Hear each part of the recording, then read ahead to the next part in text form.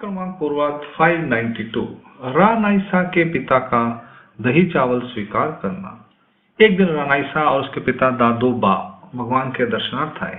वे अपने साथ भगवान के भोजन का भी प्रबंध करके लाए थे। उस समय भगवान पीवल दरडी नामक स्थान पर विराजमान थे। वहां उन्होंने आकर भगवान के दर्शन किए। उन्हें दंडवत प्रणाम करके उन्होंने उनके चरणों को स्पर्श किया।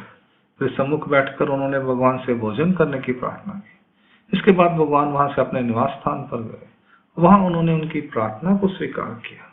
फिर उन्होंने भगवान को बाइसा के साथ मिलकर दोपहर का पूजा अवसर किया। बाइसा ने भगवान के लिए थाल तैयार किया। उसमें रानाइसा द्वारा दही चावल लाए हुए भगवान को खाने के लिए दिए। तब भगवान ने पूछा, माता यह क्या है?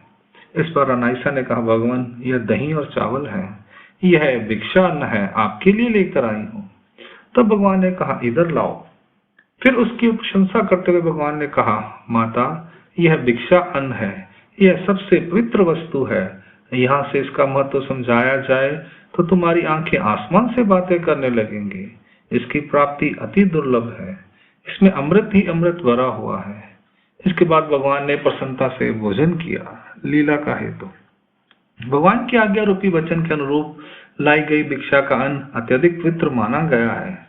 इस वचन में ज्ञान शक्ति का सामर्थ्य रहता है। भिक्षा विधि को आचरण में लाने से उसमें प्राप्त अन्न में स्वभाव फल अमृत बढ़ जाता है।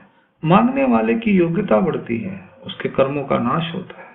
उसको खाने से इंद्रिय जन्य दोषों का नाश होता है। दूसरे को देने से भजन क्रिया पूर्ण होती है। उससे पुण्य प्राप्त होता है। साधना पूर्ण होने में मदद मिलती है। मांगने वाले को पवित्र करती है। उसकी अयोग्यता का नाश होता है। ईश्वर ने भिक्षा का विधि बताया है। रानाइसा के पिता को भगवान के दर्शन, संबंध और भजन आदि का पुण्य फल प्राप्त होगा। रानाइसा तो वेदवंत थी और वह व्यवहार में थी, तब उसकी भिक्षा का महत्व ऐसे कैसे पूर्ण हो गया? क्योंकि इस भिक्षा को मांगने का विधि उसे भगवान ने स्वयं समझाया था।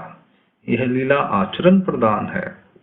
अंक लीला क्रमांक पूर्वार्ध 592 यहाँ संपूर्ण होती है। यह भिक्षा से संबंधित लीला है। लीला क्रमांक पूर्वार्ध 593 नंदेश्वर में ब्राह्मण को दर्शन। एक दिन भगवान नंदेश्वर मंदिर में गए। वहां पर एक ब्राह्मण रंगोली बह रहा था। इस पर भगवान ने उसे संबोधित करते हुए कहा, ब्राह्मण देव रंगोली बह रहे हैं क्या? इस पर उसने कहा, भगवान रंगोली ही बह रहा हूँ। तब भगवान वहां आसन पर विराजमान हुए। फिर उस ब्राह्मण ने भगवान के दर्शन किए। उन्हें दंडवत प्रणाम करके फिर उनके चरणों को स्पर्श किया। लीला का हेतु। जिस ब्राह्मण को भगवान के दर्शन हुए उसे भगवान ने अपने दर्शन का और संबंध से 2 बार भोग भूमि में जन्म प्राप्त होने का पुण्य फल प्रदान किया। अंक लीला क्रमांक पूर्वार्ध 593 नंद यहाँ संपूर्ण होती है। लीला क्रमांक पूर्वार्ध 594 गेउरवावी अर्थात आज का गेवराई के जोगेश्वरी मंदिर में रात्रि निवास। भगवान नंदेश्वर से चलकर गेवराई में आए। वहां जोगेश्वरी का मंदिर था। इसके दाईं और मंदिर के बरामदे में भगवान आसन पर विराजमान हुए। बादशाह ने भगवान के चरणों का प्रक्षालन किया।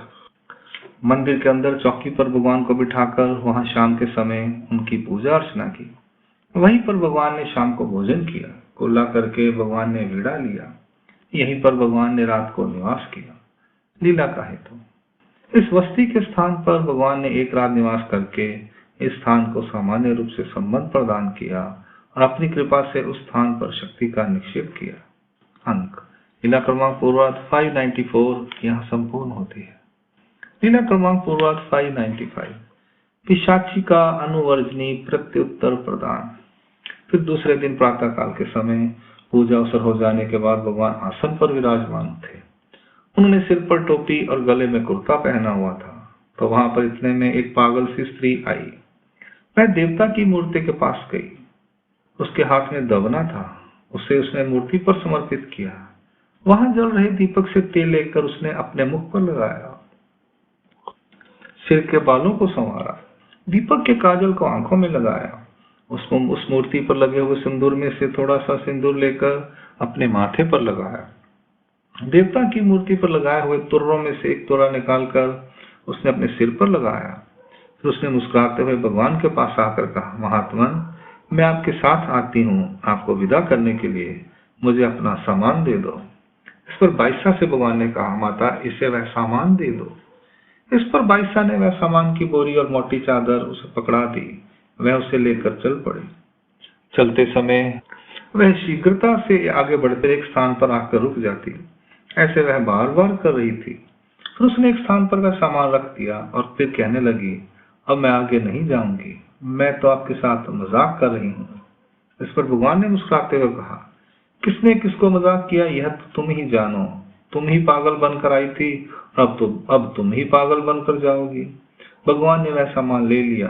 फिर उसने कहा, भगवान अब मैं वापस जा रही हूँ। फिर भगवान ने उसे अनुज्ञा दे दी। लीला का है पागल व्यक्ति को किसी प्रकार का कोई अधिकार अथवा योग्यता प्राप्त हो नहीं सकती।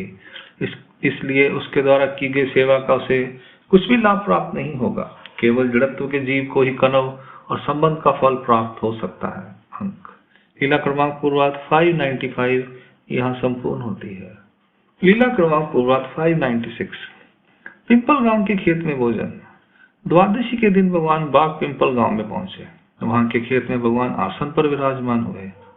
बाईसा आदि सभी भक्तजन बारसी के दिन गांव से भिक्षा मांग कर ले आए। बाईसा ने भगवान को दोपहर का पूजा अवसर संपन्न किया। इसके बाद वहां खेत में ही भगवान ने भोजन किया।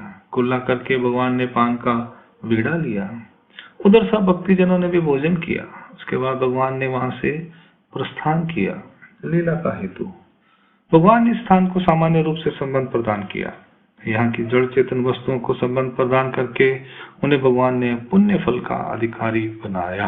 अंक लीला क्रमांक पूर्वार्ध 596 यहाँ संपूर्ण होती है। दंड प्रणाम। जय श्री चक्रवर्ती।